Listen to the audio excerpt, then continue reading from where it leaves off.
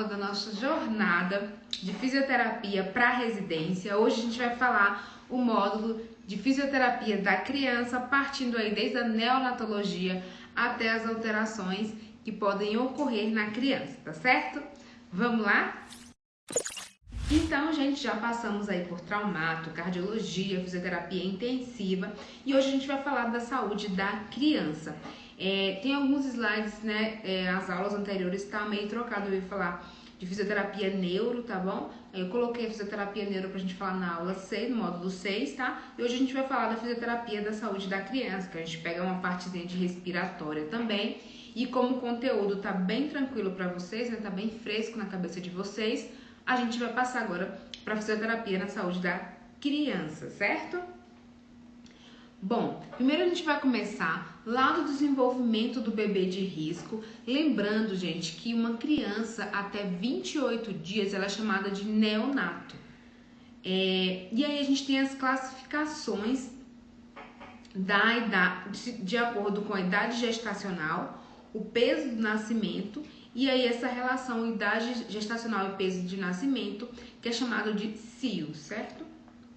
Então, em relação à idade gestacional, uma criança termo, né, um RNA termo, que é R, ele tem uma idade gestacional de 37 a 42 semanas. Um RN pré-termo, que seria o prematuro, é uma criança abaixo de 37 semanas. E a gente tem as subclassificações, como pré-termo limítrofe, moderado e extremo, certo? E um pós-termo seria um RN, uma criança que nasce acima de 42 semanas. Em relação ao peso de nascimento, uma criança abaixo de 2.500 gramas tem baixo peso, abaixo de 1.500 muito baixo peso e uma RN de extremo baixo peso teria abaixo de 1.000 gramas, né? Abaixo de 1 quilo aí. E essa relação, né, que a gente viu esse CIO, né, aí tem o CIO de P10, que é um PIG, que é um RN PIG, eu faço o cálculo, que é a idade gestacional com peso de nascimento, e aí eu classifico entre PIG, AIG e GIG, né, o meu recém-nascido, certo? E o bebê de alto risco? Como é classificado um bebê de alto risco? Primeiro, de acordo com as semanas, é um bebê que tem uma idade gestacional menor de 34 semanas, com peso abaixo de 1,5 kg, desnutrido, com asfixia severa, com alguma afecção neurológica, genética, malformação ou tocotraumatismo. Tocotraumatismo são os traumatismos que acontecem durante o nascimento da criança. Então, é um bebê cheio de hematomazinhos por causa de algum trauma, seja pelo trauma do próprio nascimento, né, da parte da equipe que, né, pegou o bebê com mais força, enfim, que colocou uma força excessiva, então isso é chamado de tocotrauma, tá?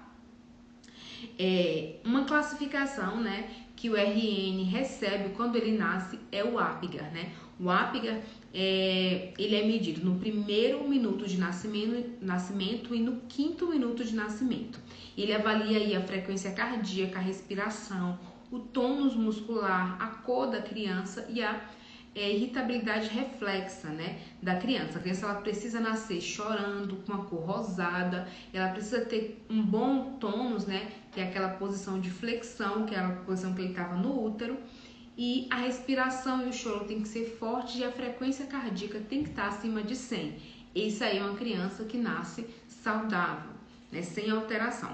E o Apgar, a soma do Apgar mais de 7 ou mais, significa que essa criança vai ter uma adaptação neonatal aí adequada para ela, que ela não precisa de nenhuma intercorrência ou interferência da equipe, certo?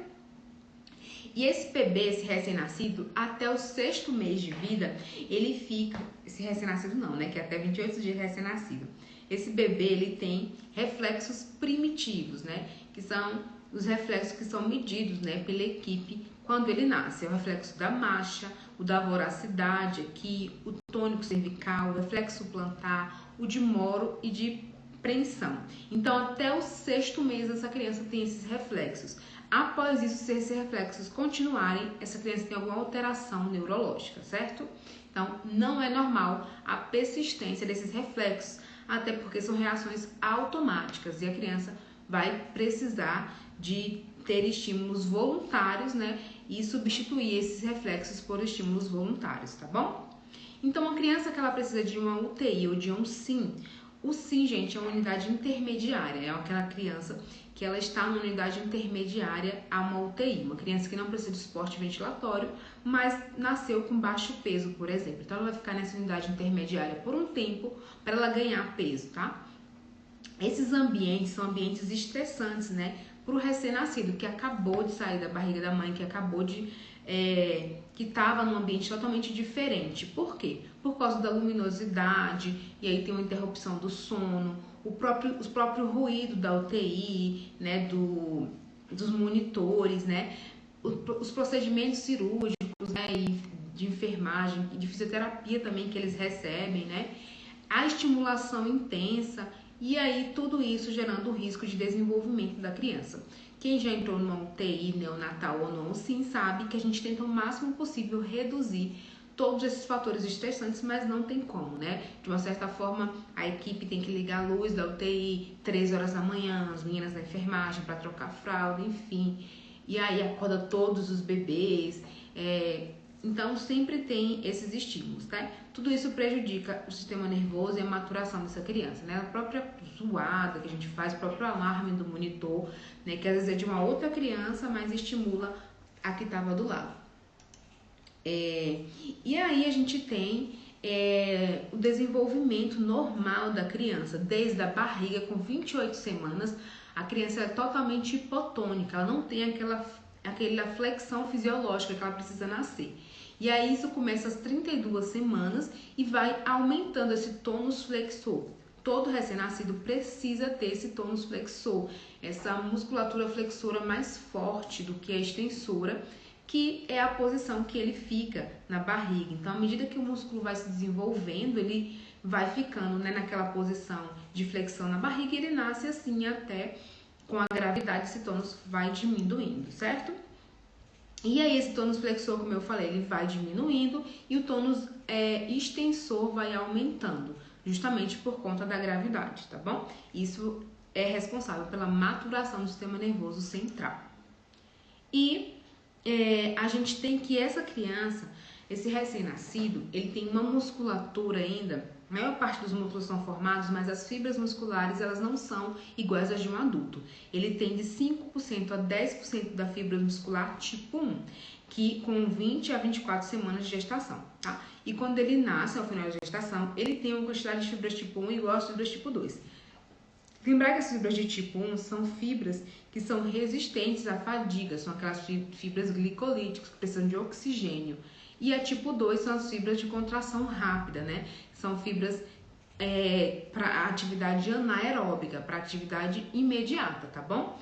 Então, são fibras pouco resistentes à fadiga. Isso faz com que o recém-nascido ele tenha uma predisposição à fadiga por causa dessa simetria aí dos dois tipos de fibra. A gente normal, né, nós adultos, sabemos que é importante essa diferenciação de fibra de alguns músculos tipo 1 do tipo 2 para a gente manter aí as nossas atividades. Bom, e como fisioterapeuta, principalmente na UTI, o que a gente faz? A gente faz posicionamento terapêutico, a gente faz exercícios que são adequados para a idade cronológica, a gente tem a estimulação tátil, a visual e a órtese, né? Saiu justamente esses dias a diretriz de manipulação, né, sensorial do recém-nascido, eu posso mandar depois no grupo para vocês, que fala justamente essa estimulação, esse estímulo sensório motor que a gente precisa dar no recém-nascido, né, estimulação tátil, visual aí, afirmadas pela literatura como ideais para tratamento dessas crianças, certo?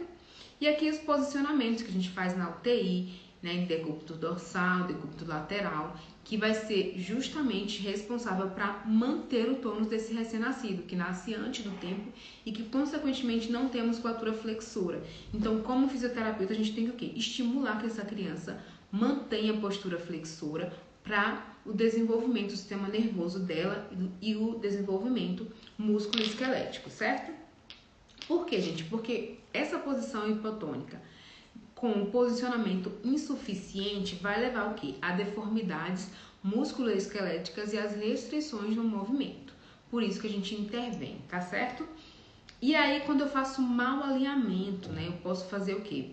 Eu posso encurtar a musculatura em vez de outra, né? Eu posso limitar, por exemplo, a colocação da cabeça na linha média, né? Eu posso dificultar aí o controle da cabeça do meu recém-nascido, da minha criança ao longo do tempo. Aí tem essa posição foreleg, que é pernas de sapo, né? Vocês já viram a perna de sapo, que é uma perna mais relaxada, assim, aberta. Seria justamente esse menino sem tônus muscular. E o pé invertido também, né?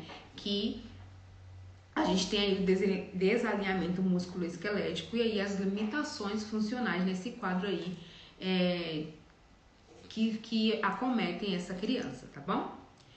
E a gente tem que entender também um pouco da fisiologia respiratória do recém-nascido, né? Isso é muito importante pra gente, essa fisiologia. Primeiro, entender que o pulmão de uma criança ela só vai se desenvolver totalmente aos 8 anos de idade, certo? Enquanto isso, esse pulmão está em desenvolvimento. Então, no estágio embrionário, a gente tem só... a gente tem, no começo, né, só pseudos, aqui são as fases de desenvolvimento alveolar. Primeiro embrionário, depois pseudo-glandular, canalicular, que já é os canozinhos dos bronquíolos, o sacular, que são aqueles saquinhos de alvéolos pouco desenvolvidos, e aí depois a gente tem aqueles alvéolos mesmo, com aqueles poros que eu falei para vocês, com as comunicações entre os alvéolos. Então isso é até os 8 anos, por isso que uma criança e um recém-nascido, a gente já viu que as fibras musculares dele são alteradas, então por isso que um bebê, ele não resiste muito a uma doença pulmonar, por exemplo, né? Um bebê que pega resfriado, ele reage muito menos do que um adulto. Por quê? Porque ele não tem o pulmão dele desenvolvido, certo? E aí, além disso, a própria anatomia da criança dificulta essa ventilação, essa respiração dela. Primeiro, a caixa torácica da criança, que ela é cilíndrica, né? Ela é transversalmente cilíndrica, diferente da nossa, que é mais achatada, e o diafragma da criança ele é horizontalizado. Então, ele não é aquela cúpula que a gente tem, ele é um diafragma mais horizontalizado. As costelas também são cartilaginosas e o externo ele é pouco calcificado. Quem assistiu a aula de respiratória viu aquela mecânica ventilatória que é necessária para manter o alvéolo aberto. E essa criança ela não tem ainda, né?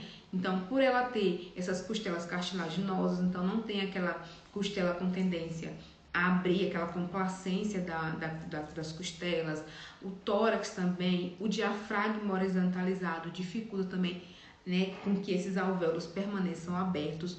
Tudo isso fazendo com que a criança tenha uma predisposição a uma atelectasia. A gente também tem um diafragma composto por 25% apenas de fibra tipo 1, ou seja, fibras que são de alta resistência, então é muito pouquinho ainda. Então, por isso que esses recém-nascidos têm propensão à fadiga, certo? E as vísceras abdominais são maiores, que empurra também, deixa aquela criança, geralmente, vocês viram, tem um abdômen maior, né? Porque as vísceras são grandes, isso dificulta a anatomia pulmonar, a mecânica pulmonar. Ou seja, a complacência pulmonar da criança ela é diminuída, né? Com precursores alveolares de parede espessa, eles têm menor quantidade de elastina e menor produção de surfactante, que manteria o alvéolo aberto. O recém-nascido muito prematuro, a gente, na UTI neonatal, ele recebe esse surfactante endógeno, né? Então, a gente administra, né? Geralmente, o menininho é entubado, quando ele não está entubado, só para colocar o surfactante já direto no pulmão, para abrir esse alvéolo, depois a médica tira o tubo. A gente sempre acompanha essa parte também, na UTI neonatal. E a caixa torácica, ela tem uma complacência muito aumentada, e isso também facilita a atelectasia dessa criança. Outros fatores anatômicos complicadores do recém-nascido, que até predispõem a engasgo, né, e a fechamento de via aérea superior também, é justamente as narinas estreitas, né, do recém-nascido, então faz com que ela seja tenda a fechar, A língua do recém-nascido ela é grande também, né? Isso dificulta essa respiração. A gente tem que também lembrar que o recém-nascido, ele preferencialmente, principalmente nos primeiros dias de vida, respira só pelo nariz. Ele não sabe respirar pela boca, essa criança. Então, ele só tem uma via aérea para ele respirar. Se ela fecha, ele não consegue respirar, tá? A glote, ela é alta. A glote é essa separação aí, né, que separa a parte que vai o alimento da parte respiratória. Então, até favorece engasgos. As cordas vocais oblíquas, anel cricoide estreitado, fechando um pouquinho mais a via aérea, e ainda tem um osso occipital grande. Tudo isso são complicadores pulmonares que predispõem ao pulmão dessa criança fechar. Já tinha falado da ventilação colateral, que eles não têm essa ventilação colateral, por isso que a gente não bota muita pressão no pulmão dessa criança, porque se eu tenho um alvéolo, só um saquinho de alvéolo único, que não tem comunicação com o outro, se eu coloco pressão aqui nesse alvéolo, ele tende a estourar. E esse alvéolo vai continuar, o outro vai continuar fechado. Então, eu não faço recrutamento pulmonar em criança, né, em bebê, em recém-nascido, tá? Criança, eu não sei, porque eu não faço parte da UTI, da criança. Eu faço da UTI neo só, que é apenas 28 dias de vida, certo? Mas também as crianças, como o pulmão dela não são desenvolvidos também, né, a tendência é que a gente não coloque muita pressão no pulmão dessas crianças, tá bom? Tudo isso predispõe à atelectasia. A oxigenação da criança. A gente também não oferta muito oxigênio a esse recém-nascido. Como eu falei, por causa da maturação pulmonar, a gente sabe que o oxigênio demais lesa o pulmão por causa da reatividade do oxigênio, tá bom? A criança, ela tem o dobro de consumo de oxigênio do adulto por causa do metabolismo. Então, qualquer diminuição na pressão arterial, né? Ou seja, qualquer diminuição do oxigênio no sangue dessa criança vai causar uma significativa queda de saturação. Então, quem trabalha na UTI neo, ou quem já foi, se vocês já passaram um estágio na UTI neo, toda hora a criança desatura. Essa criança é rapidinho, toda hora cai a saturação, chama o físio, né? Por quê? Porque ele tem um consumo de oxigênio muito alto e uma capacidade de difusão baixa também, que é 1/3 da do adulto. Então, qualquer alteração aí na mecânica pulmonar dessa criança, ela cai a saturação. Uma secreçãozinha pequena, né, que tem nesse pulmãozinho, a criança já desatura para 70 e sobe também muito rápido, tá bom? A gente já joga, tira assim a secreção, subiu, tá certo? A criança, ela dorme cerca, né, recém-nascido, cerca de 20 horas. E 80% desse sono é o sono REM, que é aquele sono restaurador, que é aquele sono que a gente relaxa toda a musculatura e predispõe à apneia, né? Não falando de distúrbio do sono aqui, mas o sono REM é o sono responsável, é o sono onde ocorre a apneia, né? Que é aquele sono que a gente relaxa toda a musculatura e um paciente que tem um pescoço curto, que tem uma língua grande, como a criança, isso faz com que a língua desabe na via aérea, ela tenha apneia, tá certo? E como a criança, ela tem majoritariamente sono REM, isso predispõe justamente a essas apneias e queda de saturação, tá? E essa saturação do sono, então, pode ficar entre 90% a 88%, sendo normal aí nessas crianças, a gente tolera, tá? Aí a gente usa, um recurso muito usado na UTI neonatal para manter a via aérea aberta é a VNI e o CPAP, né? O modo CPAP. O CPAP, ele é uma pressão única, já vimos no modo de fisioterapia respiratória, e ele mantém justamente essa via aérea dessa criança aberta porque ele cria um colchinho de ar, né? Joga uma pressão de ar na via aérea no pulmão dessa criancinha, nesse recém-nascido, e impede esse colabamento alveolar. Então, além de não interferir tanto, né, como a ventilação mecânica na via aérea do meu paciente. Então, é um recurso não invasivo, então é melhor do que a ventilação invasiva, então a gente sempre procura botar o CPAP na criança que tem apneia, a criança que saiu da ventilação mecânica para não ter esse colapso alveolar. E agora a gente vai falar um pouquinho das principais patologias que acometem, né, uma criança, né? A gente já falou do recém-nascido, agora das crianças. Primeiro, atraso no desenvolvimento motor, lembrar da evolução tônica partindo do reflexo primitivo até o ganho de tônus muscular, de musculatura extensora, já que ele começa com a musculatura flexora. A gente tem uma integração dos reflexos primitivos e aí depois essa criança ela adquire atividades de motricidade grossa, né, como pegar um objeto, mas pegar assim de uma forma mais grosseira, até o de motricidade fina, né? E os mecanismos de reflexos, né, posturais também começam a ficar normais, né? Que é de retificação, de endireitamento, de equilíbrio. Ela começa a ganhar reflexo de proteção para não cair, entendeu? A criança vai começar a ganhar esse tipo de controle, né? Aqui a gente tem as evoluções de uma criança a partir do 0 mês, né, até 1 mês, onde ela consegue já segurar a linha média, 3 meses, 5 meses ela já consegue colocar a mão nas perninhas e ela rola já aí com 8 meses sozinho, né? Aqui da posição sentada, a gente não tem ainda controle de tronco com 0 mês, né, daqui 25 dias. Depois, com 4 meses, a criança ela já consegue, né, sustentar um pouquinho o tórax. Nos 6 meses, ela já fica sentada sozinha, sem apoio. 7 meses, melhora aí desse controle de tronco. E 11 meses, ela já tá aí, né, mexendo, sentado, tudo com controle total de tronco. E aí, da posição ortostática, 1 mês, né, olha, tônus totalmente flexor, ele vai ganhando extensão aqui. 10 meses, ele já consegue ficar em pé segurando nas coisinhas. 11 meses ele começa aquela marcha de abdução, aquela marcha lateral que está segurando nas coisinhas. E a gente espera que 1 ano essa criança comece a andar. Aí a gente usa escalas de desenvolvimento motor, tá? Eu coloquei aqui o nome das escalas, que o que pode cair na sua prova é o nome das escalas e ele explicando. A gente tem essa escala enorme aqui, que é de 0 a 6 anos, de Denver, tá? A de Millstones, que é uma escala mais tranquila aqui, né, que vai avaliar o desenvolvimento da criança, e uma usada muito essa Alberta, né, que é uma escala bem completa, que avalia também o desenvolvimento motor. Como eu falei para vocês, o importante é vocês lembrarem o nome das escalas. Ele não vai cobrar, né, de fato a escala, mas ele vai falar que a escala Alberta é uma escala de desenvolvimento motor, que avalia a posição prono, sentado, supino e em pé. E aí a gente já viu isso, certo? Na aula aqui.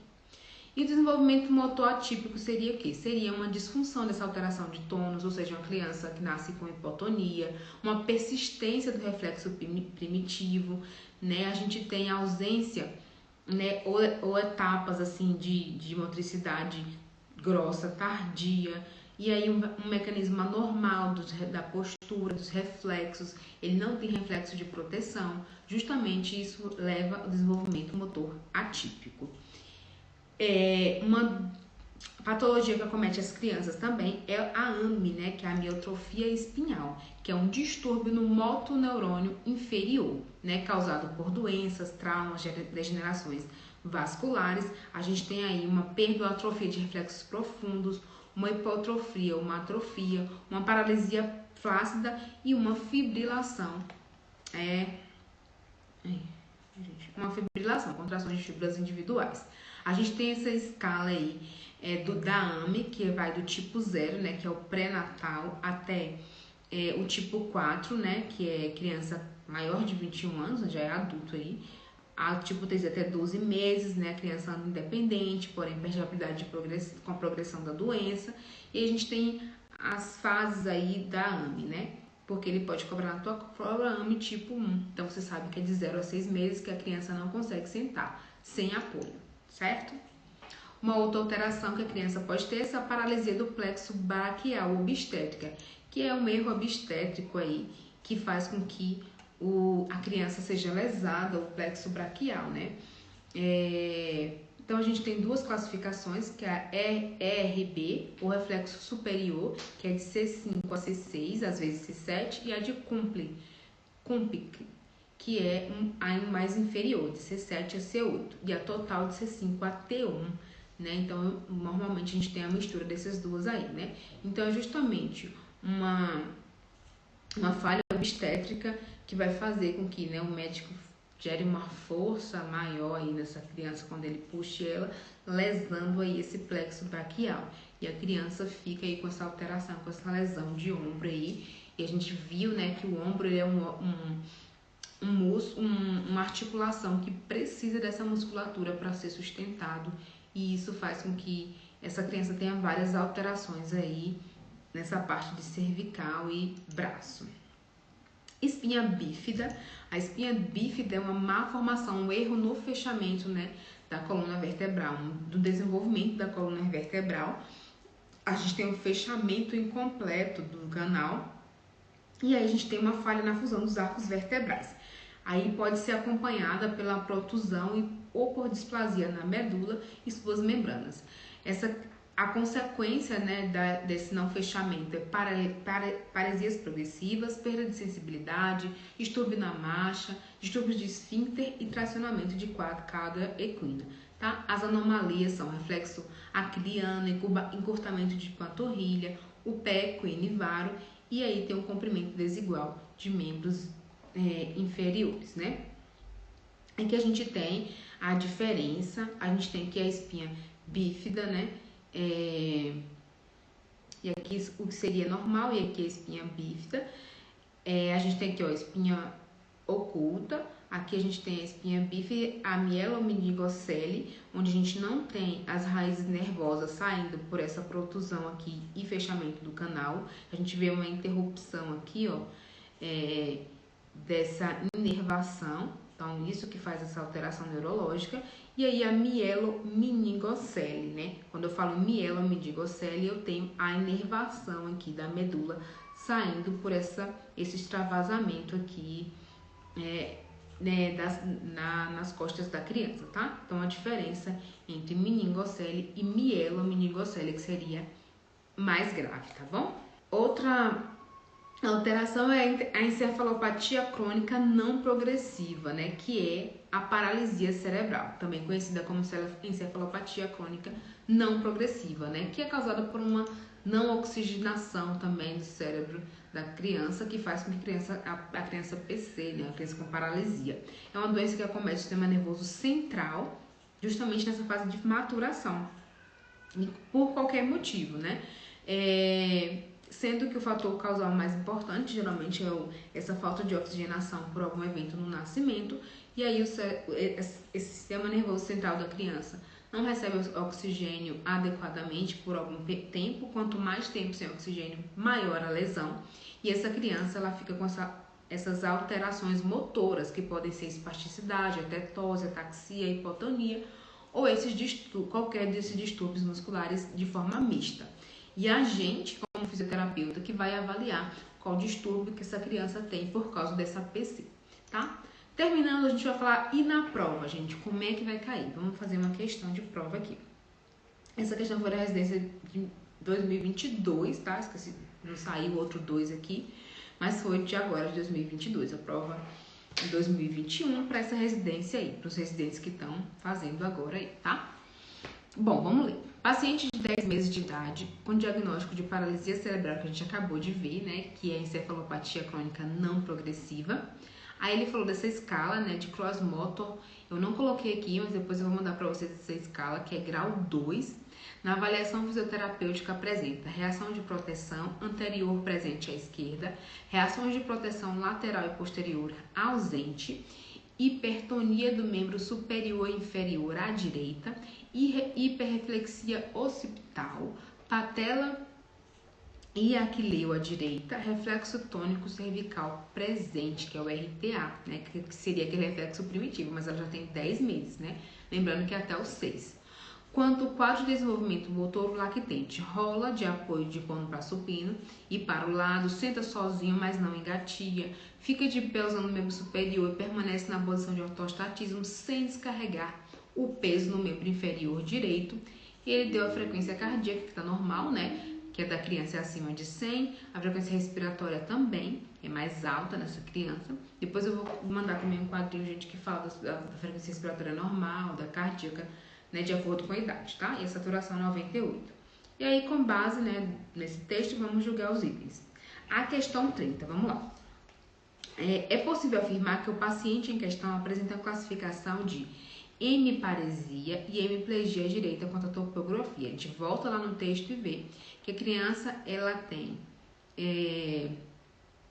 hipertonia em membro superior à direita, ela tem hiperflexia cubital à direita, enfim, ela tem essa alteração aí, hemiparesia, que seria diminuição de força à direita, e hemiplegia é possível. Ele falou que é possível.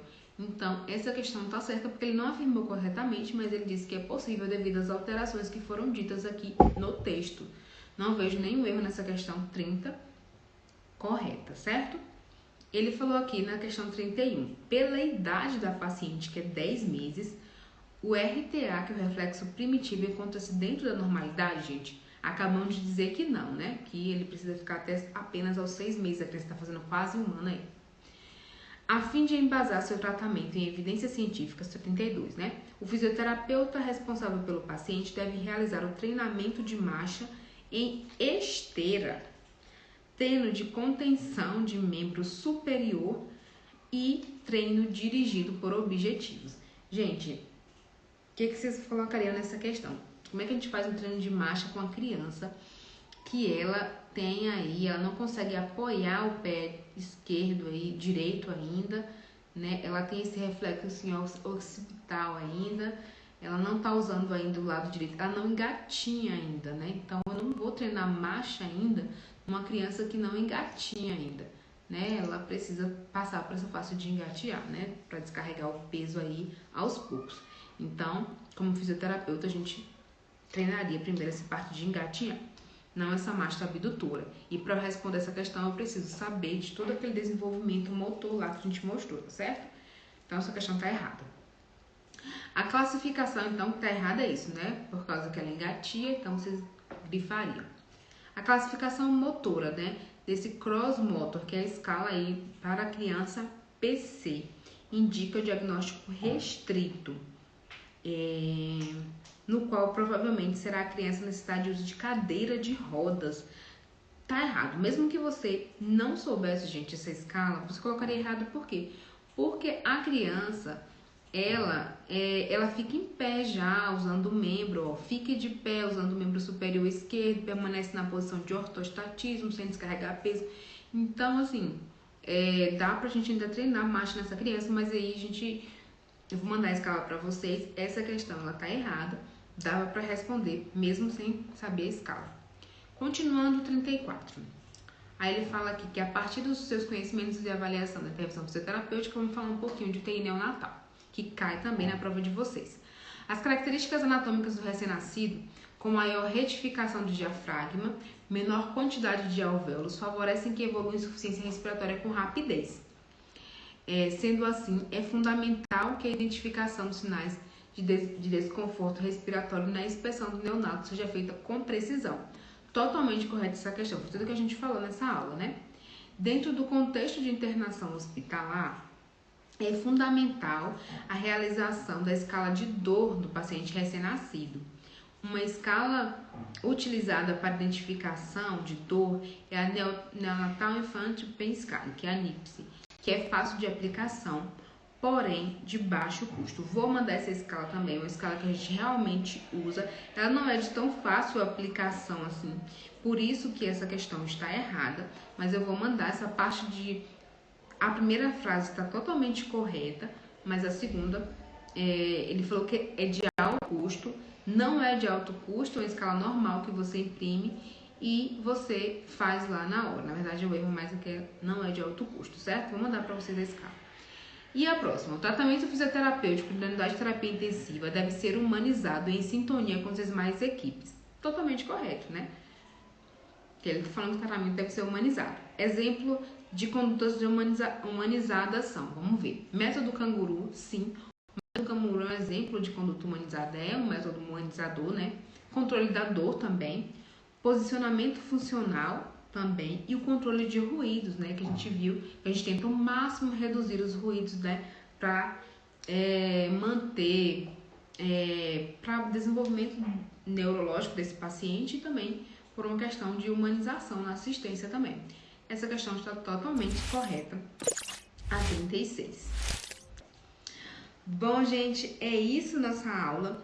Essa é a nossa aula de fisioterapia da criança. Espero que vocês tenham gostado. Vou mandar as escalas que eu falei que eu vou mandar, que é a de dor e a do PC também, tá? Pra vocês. Vou até deixar no nossa jornada também disponível pra gente entender, tá bom? E vamos avançar na nossa jornada pro próximo módulo, beleza?